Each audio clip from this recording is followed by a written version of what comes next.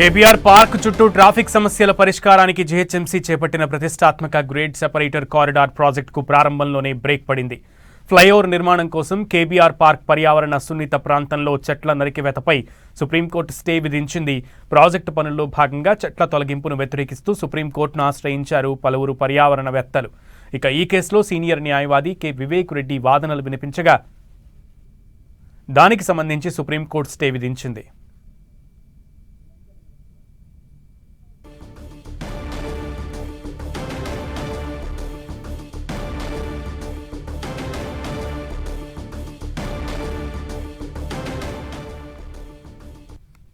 ఇక ఈ కేసులో సీనియర్ న్యాయవాది కె వివేక్ రెడ్డి వాదనలు వినిపించగా మిథున్ శశాంక్ సహకారం, జస్టిస్ నాగరత్న, జస్టిస్ ఉజ్జల్ భూయాన్ ధర్మాసనం స్టే ఉత్తర్వులు జారీ చేసింది. దీంతో ఎస్ఆర్డీపీ కింద జరుగుతున్న అభివృద్ధి పనులు తాత్కాలికంగా నిలిచిపోనున్నాయి.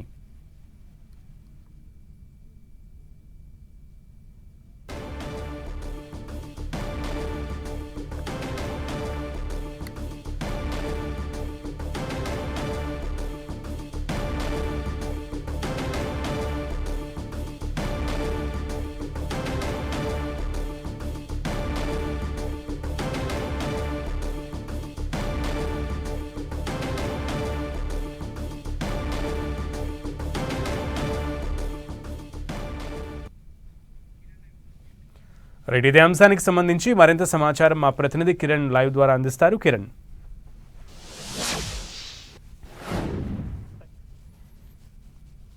సిల్వర్ లో పెట్టండి, జింక్ లో పెట్టండి, కాపర్ లో పెట్టండి,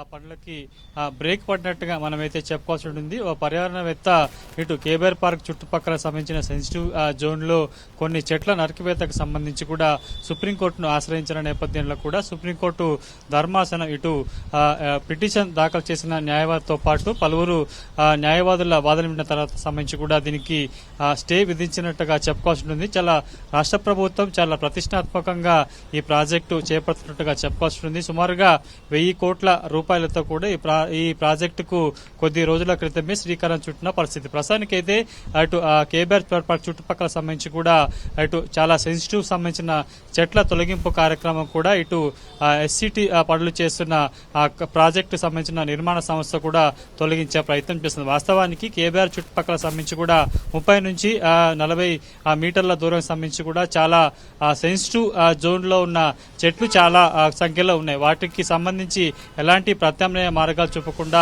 ఇష్టారాజ్యంగా తొలగింపు సంబంధించి కూడా పర్యావరణవేత్తలు సుప్రీంకోర్టును ఆశ్రయించినట్టుగా చెప్పుకోవచ్చు. వాస్తవానికి ఈ కేసుకు సంబంధించి గడిచిన కొన్నేళ్లుగా కొనసాగుతుంది.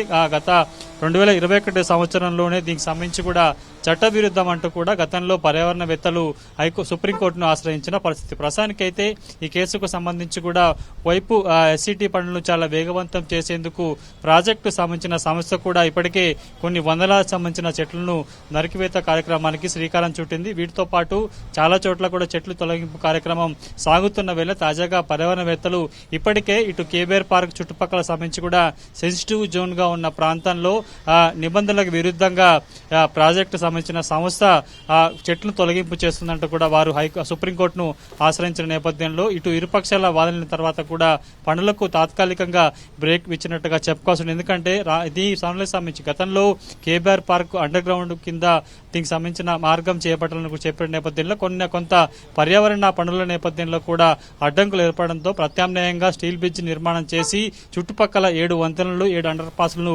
నిర్మించాలని తాజాగా ప్రభుత్వం నిర్ణయించి అందుకు సంబంధించి ఎస్సిటీ పేరుతో కూడా ఆ చుట్టుపక్కల సంబంధించిన పనులకు శ్రీకారం చుట్ట పరిస్థితి. ప్రస్తుతానికైతే ఇటు సుప్రీంకోర్టులో వాదనల నేపథ్యంలో ఆ పనులకు తాత్కాలికంగా బ్రేక్ పడింది కాబట్టి అందుకు సంబంధించి చెట్ల తొలగింపు కాకుండా ఏ విధంగా పనులు చేపడతారు ఏంటన్నది కూడా మరొకసారి సుప్రీంకోర్టుకు ఆ సదరు సంస్థ వెళ్లాల్సి ఉంటుంది. కాబట్టి ప్రస్తుతానికైతే ఆ పనులకు సంబంధించి తాత్కాలికంగా బ్రేక్ పడినట్టు చెప్పుకొస్తుంది. కేబీఆర్ పార్క్ వద్ద నుంచి జూబ్లీ చెక్ పోస్ట్ వరకు కూడా వందల చెట్లకు సంబంధించి ఇప్పటికే సగం వరకు చెట్లను తొలగించడం జరిగింది.